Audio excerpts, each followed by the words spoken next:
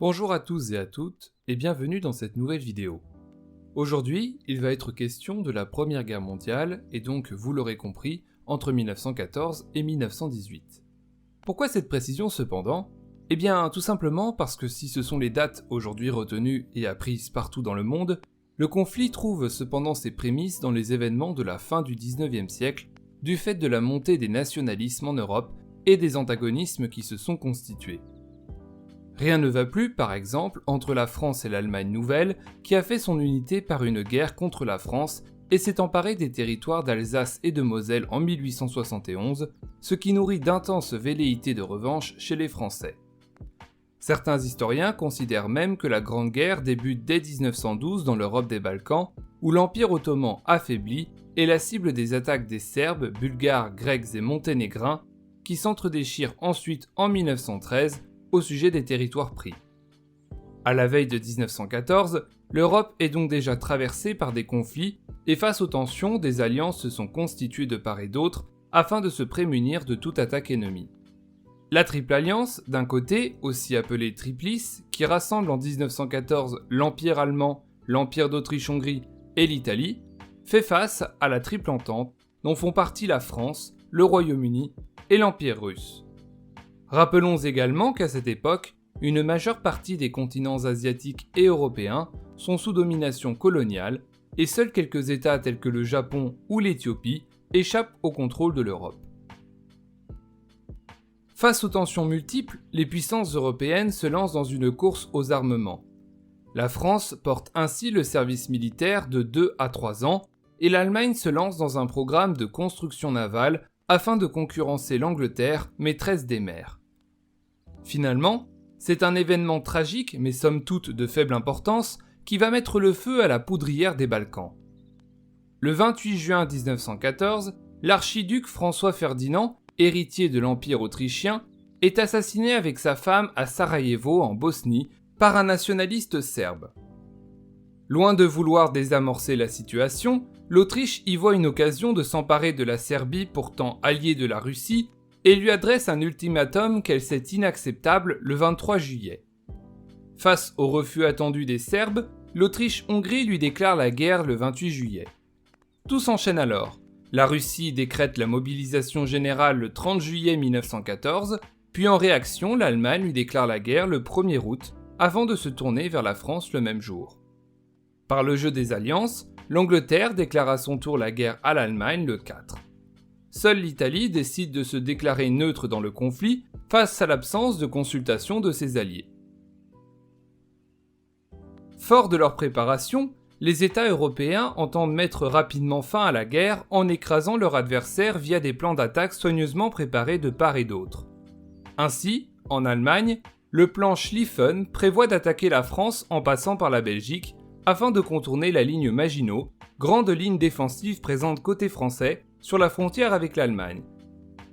Les Allemands comptent notamment sur une lente mobilisation des troupes côté russe et espèrent pouvoir en terminer rapidement sur le front ouest pour pouvoir affronter la Russie avec l'ensemble de leurs troupes. Côté français, le plan 17 préconise l'offensive à outrance et vise à reprendre les territoires annexés par l'Allemagne depuis 1871.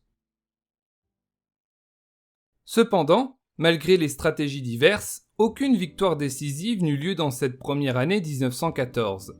Les forces françaises lancées en Alsace et en Lorraine sont repoussées, et si les Allemands réussissent à progresser jusqu'à une quarantaine de kilomètres de Paris, leurs forces ce faisant s'étirent et offrent une cible de choix aux armées françaises. S'engage alors du 9 au 13 septembre 1914 la bataille de la Marne. Cette dernière est notamment marquée par l'épisode des taxis de la Marne où de nombreux véhicules furent réquisitionnés à Paris pour permettre l'acheminement des troupes françaises sur le front. Cela permit d'alimenter des percées dans l'armée allemande et celle-ci fut finalement forcée à reculer vers le nord du pays, même si les alliés épuisés peinent à les suivre. En parallèle, à l'est, en août 1914, la situation est bien meilleure pour les Allemands. Même si les Russes sont en capacité de mobiliser plus rapidement que prévu leurs armées, ces dernières se retrouvent encerclées et taillées en pièces à Tannenberg du 26 au 30 août. Cette victoire majeure laisse le champ libre aux armées allemandes qui progressent en territoire russe. Suite à cette première phase de guerre de mouvement, le front de l'Ouest finit par se stabiliser le long d'une ligne de plus de 200 km qui s'étend de la frontière suisse jusqu'à la mer du Nord. Les armées construisent des tranchées afin de consolider leur position face à l'artillerie ennemie et commence alors la longue phase dite de guerre de position qui se caractérise par des batailles longues de plusieurs mois, de lourdes pertes humaines et des gains minimes de territoire de part et d'autre. Avant de revenir sur les conditions de vie des soldats, il faut également rappeler que la guerre ne se limite pas qu'à l'Europe dès 1914, même si elle en constitue le principal théâtre d'action. Déjà, elle mobilise de très nombreux soldats venus de tous les continents. Il faut en effet rappeler que les puissances coloniales, notamment les Françaises et les Anglais, mettent à contribution leurs colonies tant au niveau humain que matériel.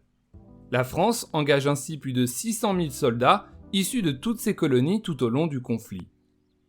Des affrontements ont également lieu au sein du continent africain. Les Alliés s'en prennent aux colonies allemandes comme le Togo, qui finit occupé. Dès août 1914, le Japon entre également en guerre aux côtés de la Triple Entente afin de reprendre les territoires allemands situés en Asie-Pacifique. C'est ensuite au tour de l'Empire ottoman, le 1er novembre 1914, de s'allier à la Triplice et de déclarer la guerre aux Alliés dans le but de reprendre les territoires perdus en 1912-1913. Ce faisant, le sultan Mehmed V n'hésite pas à proclamer la guerre sainte face aux Alliés dans le but de provoquer des révoltes au sein des colonies occidentales. À partir de 1915, la guerre devient véritablement totale, c'est-à-dire que l'ensemble des moyens des pays, idéologiques, politiques, économiques et humains, sont mis au service de la victoire. En cherchant à ouvrir de nouveaux fronts, les belligérants ont recours à des méthodes visant à miner le moral et l'économie de l'adversaire. Les Alliés ont ainsi mis en place dès novembre 1914 un blocus naval des côtes allemandes pour empêcher le ravitaillement. En réponse, les Allemands se lancent dans une guerre sous-marine à outrance, torpillant tous les navires ennemis qu'ils soient civils ou militaires. Les premiers bombardements stratégiques de villes ont lieu à l'aide d'avions mais aussi de dirigeables comme à Paris le 29 janvier 1916. Face à la situation statique en Europe, les troupes franco-britanniques lancent une offensive contre l'Empire ottoman en mars-avril 1915 dans le détroit des Dardanelles. Mais l'opération est un échec et ce qui devait mettre hors d'état de nuire les Ottomans se transforme en une nouvelle guerre de position coûteuse en vie humaine, ce qui mène à l'évacuation des troupes alliées en janvier 1916 après la mort de 265 000 soldats franco-britanniques et de 300 000 soldats du côté turc. En mai 1915, c'est au tour de l'Italie d'entrer en guerre contre ses anciens alliés, et en particulier l'Autriche-Hongrie, à laquelle elle tente de prendre des territoires tels que la Dalmatie ou le Trentin. Mais les 11 offensives lancées entre 1915 et 1917 se révèlent toutes infructueuses et meurtrières, même si elles forcent les Autrichiens à redéployer leurs forces pour faire face à la menace italienne, allégeant ainsi le front ouest. La guerre de position se généralise finalement un peu partout en Europe au cours de l'année 1915. Elle se caractérise par le creusement de tranchées dans chaque camp, séparées par une zone de no man's land, littéralement une zone désertée. Chaque réseau de tranchées est constitué de plusieurs lignes parallèles dans lesquelles sont aménagés des abris visant à accueillir les soldats. La stratégie de la guerre de position reste généralement la même tout au long du conflit. Chaque offensive est précédée d'un bombardement intensif de la tranchée adverse par l'artillerie afin de fragiliser les défenses. Une fois le bombardement terminé, les fantassins se lancent à pied dans le no man's land et tentent de s'emparer de la tranchée ennemie sous le feu des obus et mitrailleuses adverses tout en esquivant les barbelés présents sur le sol. Ainsi, au cœur du front, la vie dans les tranchées est particulièrement difficile pour les soldats et ce quel que soit le camp. Le quotidien est marqué par des corvées telles que le nettoyage des latrines, le remplissage de sacs de sable ou la réparation des tranchées, ébranlées par les bombardements répétés. La faim et le froid frappent régulièrement les soldats, particulièrement pendant l'hiver. Face au manque d'hygiène, les soldats font face à la vermine telle que les poux ou les rats qui pullulent dans les tranchées et contribuent à répandre les maladies. Les nuits sont également particulièrement longues puisque c'est à la faveur de l'obscurité que les soldats se risquent sur le no man's land pour des opérations de sauvetage, de réparation des barbelés ou bien des attaques surprises sur l'ennemi. Malgré tout, entre deux assauts, les soldats trouvent du temps pour le loisir, jouent aux cartes, fument des cigarettes ou écrivent des lettres à leurs proches restés à l'arrière. Les soldats, souvent issus de régions voire de pays différents au sein d'une même armée, fraternisent. Mais la mort reste tout de même présente tout au long de la vie des tranchées et frappe régulièrement les soldats de manière aléatoire. En effet, au cours du conflit, les armes se perfectionnent et gagnent en potentiel meurtrier, ce qui explique les difficultés des troupes à progresser sous le feu adverse. L'artillerie joue notamment un rôle prépondérant et cause près de 75% des pertes humaines. Les obus à shrapnel qui projettent des billes d'acier lors de l'explosion font des ravages parmi les troupes. De nouvelles armes apparaissent également, à l'image des gaz toxiques qui sont utilisés pour la première fois par les Allemands à Ypres, en Belgique, en 1915. Face à ces nouvelles menaces, les armées développent des contre-mesures telles que le masque à gaz qui se perfectionne tout au long de la guerre.